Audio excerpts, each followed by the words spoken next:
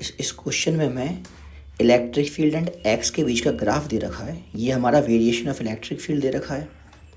यहाँ पर दो चार्ज है Q1 और Q2। तो इस ग्राफ को देखकर हमको बताना है पहला कि Q1 और Q2 के साइन क्या है, दूसरा Q1 और Q2 में मैग्नीट्यूड का रेशियो क्या है, और तीसरा कि B की वो वैल्यू बतानी है जहाँ पर कि इलेक्ट्रिक फील्ड इंटेंसिटी मैक्सिमम हो जाए। तो देखो ये B है ना, ये यहाँ पर मैक्सिमम दिख रही है, तो B की वैल्यू आपको बतानी है in terms of A and L बतानी है। तो देखिए सॉल्व करने का कोशिश करते हैं। तो लॉजिक तो ये होता है कि यदि दो चार्ज, देखिए अगर दो चार्ज आपने बनाए, एक अगर हम साइन के साथ नहीं रखते हैं, एक Q1 चार्ज है और दूसरा हमारा Q2 चार्ज है। ये दोनों अगर फिक्स हैं, फिक्स भी हो फ्री में कोई दिक्कत नहीं है, चाहे तो फिक्स हो चाहे फ्री हो। लेकिन अगर तीसरा चार्ज है, कोई थर्ड चार्ज मान लेते हैं कैपिटल Q थर्ड चार्ज है, तो इस पर अगर आपको नेट फोर्स ज़ीरो लगानी है, net force is equal to zero. अगर आप चाहते हैं कि इस वाले चार्ज पर नेट फोर्स ज़ीरो हो, तो यदि इन दोनों के साइन अगर Q1 and Q2 same nature के होते हैं, सेम नेचर, तो वो पॉइंट आता है यहाँ कहीं इनके बीच में। अगर Q1 and Q2 opposite nature के होते हैं, अपोजिट नेचर के होते हैं, तो उस कंडीशन में जिस पॉइंट पर इस कैपिटल Q पर नेट फोर्स लगेगी वो या तो यहाँ आएगा इसके पास या फिर इस साइड आएगा। अभी डिसाइड करते हैं कैसे। तो जो आपका करेक्ट ऑप्शन होगा वो होगा कौन सा पॉइंट, जैसे कि ये हमारा A पॉइंट है, हमारा B पॉइंट है, इन दोनों में से वो पॉइंट हमारा सही आंसर होगा जिसके पास के चार्ज का मैग्नीट्यूड कम होगा। तो लीस्ट मैग्नीट्यूड, लीस्ट मैग्नीट्यूड ये हम पढ़ाते थ्योरी में। तो इसका मतलब हुआ, क्योंकि देखो मान लो कि ये आपका ये Q चार्ज है, आपने यहाँ पर रखा और इस पर F नेट ज़ीरो आया, F नेट ज़ीरो आया, तो हम क्या कहेंगे कि Q2 का मैग्नीट्यूड छोटा है Q1 के मैग्नीट्यूड से, और Q1 एंड Q2 के अपोजिट साइन है, ये हम कह सकते हैं। तो इसमें भी हम यही लॉजिक लगाते हैं। तो देखिए हम क्या कह सकते हैं कि इनके साइन, पहला अगर आप देखें तो हम कहेंगे Q1 and Q2 are opposite sign. अब कौन सा पॉजिटिव कौन सा नेगेटिव, तो देखिए कैसे सॉल्व करेंगे इसको। तो देखो Q2 के जो पास का रीज़न है, इधर पर इलेक्ट्रिक फील्ड नेगेटिव है, इसका मतलब हुआ कि यहाँ पर जो इलेक्ट्रिक फील्ड है वो इस डायरेक्शन में आनी चाहिए, इस डायरेक्शन में, क्योंकि देखो ये पॉजिटिव डायरेक्शन होता है हमारा और ये हमारा नेगेटिव डायरेक्शन होता है। तो Q2 के पास की ये इस रीजन की इलेक्ट्रिक फील्ड है वो नेगेटिव में आनी चाहिए, और इसके आगे की इलेक्ट्रिक फील्ड पॉजिटिव में इस डायरेक्शन में आनी चाहिए। इसका मतलब हुआ कि Q2 को क्या होना पड़ेगा, नेगेटिव होना पड़ेगा, और Q1 को क्या होना पड़ेगा, पॉजिटिव। लेकिन साथ साथ में Q1 का मैग्नीट्यूड ज़्यादा होना चाहिए Q2 के मैग्नीट्यूड से। ये अगर कंडीशन हमारी है तो देखो जब डिस्टेंस कम था तो Q2 डोमिनेटिंग था, तो नेगेटिव चार्ज की इलेक्ट्रिक फील्ड इस साइड होगी। जब डिस्टेंस बढ़ गया तो इसका मतलब हुआ कि Q1 का फैक्टर ज़्यादा हो गया, तो ये इसकी इलेक्ट्रिक फील्ड नेट इस साइड डायरेक्शन में आना शुरू हो जाएगी। तो एनालाइज करके हम ये कह सकते हैं कि Q2 नेगेटिव आ रहा है और साथ साथ में Q1 हमारा पॉजिटिव आ रहा है।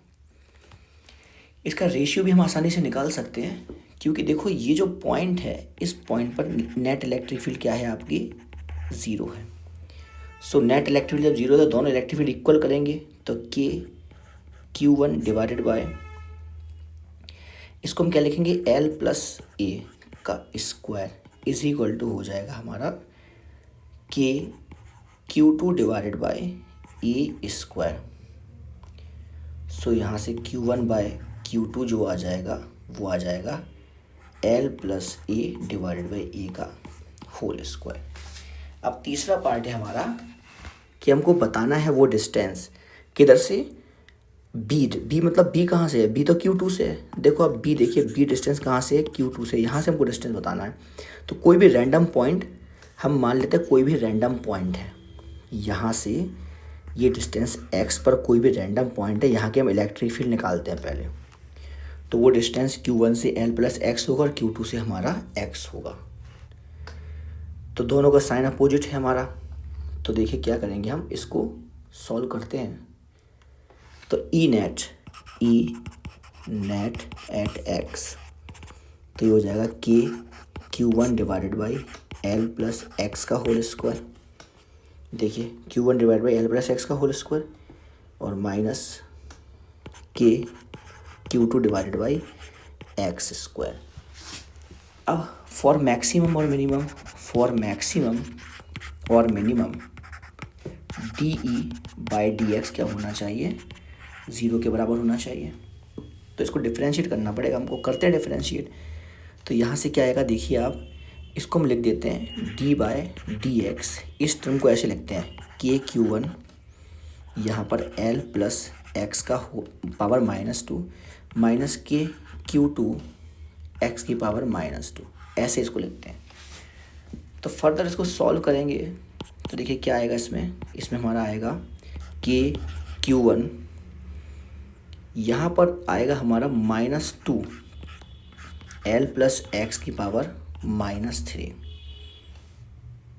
माइनस के Q2 -2 एक्स की पावर -3, और ये किसके बराबर होगा, ये होगा हमारा इक्वल टू 0 के बराबर।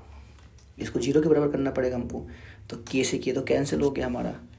तो यहाँ से देखिए क्या आएगा, यहाँ से आएगा -2 Q1 divided by l plus x cube,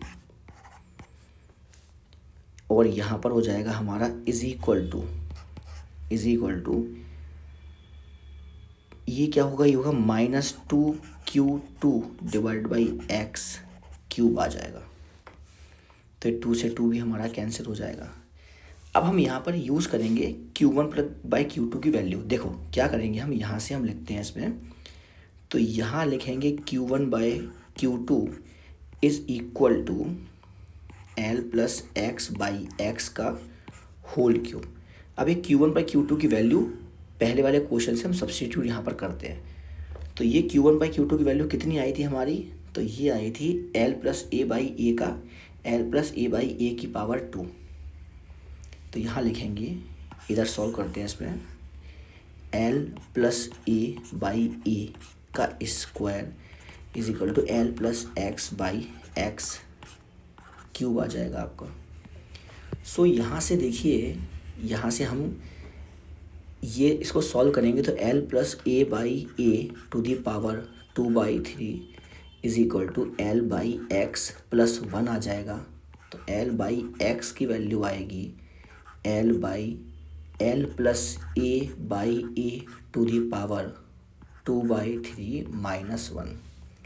सो यहाँ से x की वैल्यू जो आएगी ये आ जाएगी l divided by l plus A by a to the power 2/3 minus 1। तो यही हमारी किसकी वैल्यू है, b की वैल्यू है।